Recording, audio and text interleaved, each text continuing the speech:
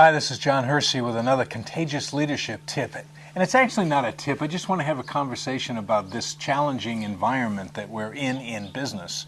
You know, and to say it's challenging is like a gross understatement.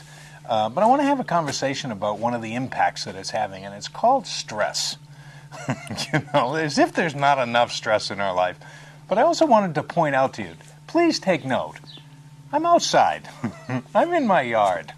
And it's a beautiful yard, and we've got to take great pleasure in this yard. And it's a beautiful sunny day here in Arizona.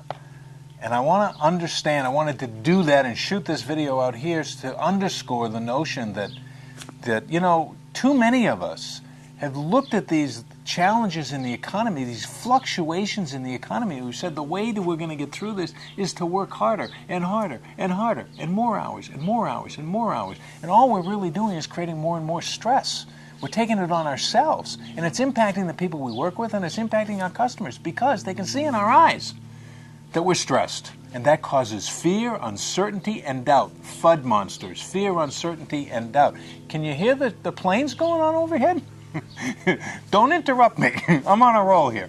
So here's just some things, they're not even tips, just some things to think about as you go forward here. First of all is keep your perspective about you. You know, if we run around like Chicken Little, like the sky is falling, we're losing our perspective. We're in an economic fluctuation. Yes, it's different than any economic fluctuation we've had in ages. Okay, it's an economic fluctuation, and we're going to get through that, and it's going to get better. Is it going to be like it used to be? Probably not. So let go of that, but it's going to get better, and we're going to stick to it. And if we just keep our perspective, people will see a calmness in us that will be reassuring to them.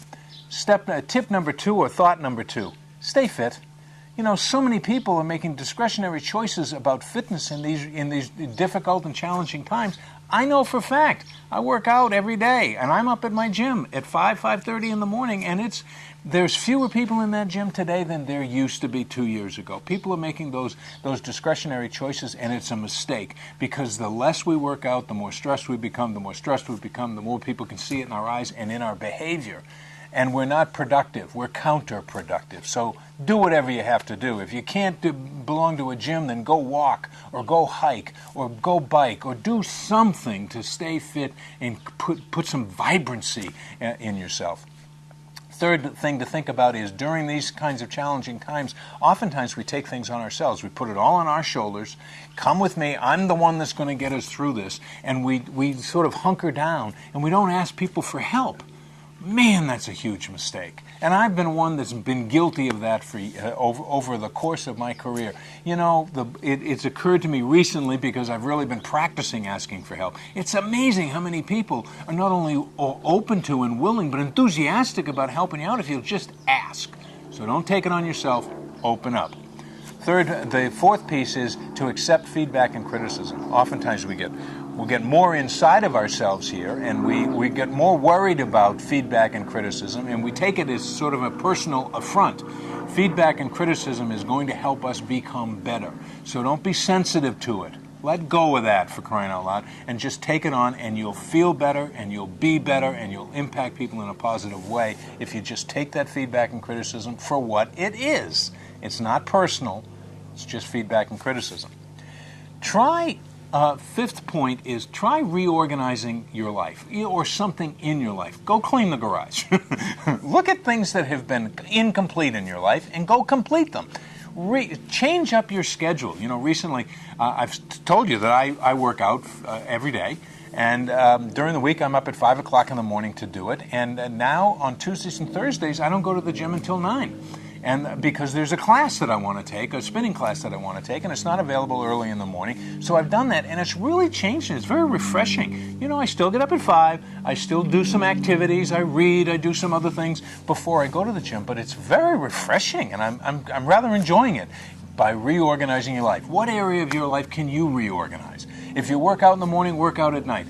Do whatever you have to do to reorganize your life, and it'll give you a freshness that will impact other people. They'll see the freshness in you. And finally, recharge your batteries. Go sit in the backyard.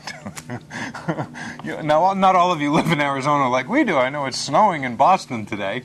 But do whatever you have to do. Now, you can't take a month in Aspen to go skiing, but you can find ways to recharge your batteries. Go for a hike, go for a walk, go for a bike ride. Do something. Beverly and I took up ballroom dancing. Boy, that's been a recharge in our batteries has been a whole lot of fun. But do what you have to do. People will see it on your face. They'll see it in your eyes. They'll see it in your behavior. And they'll model those behaviors because you're relaxed. You're creating a calmness about you, which is very reassuring inside of your organization, both to your employees and to your customers. We're going to discuss these and many more subjects like it in the new program coming up, the Contagious Leaders Coaching Club, so look out for announcements because it's coming soon. This is John Hersey. Be well and be contagious.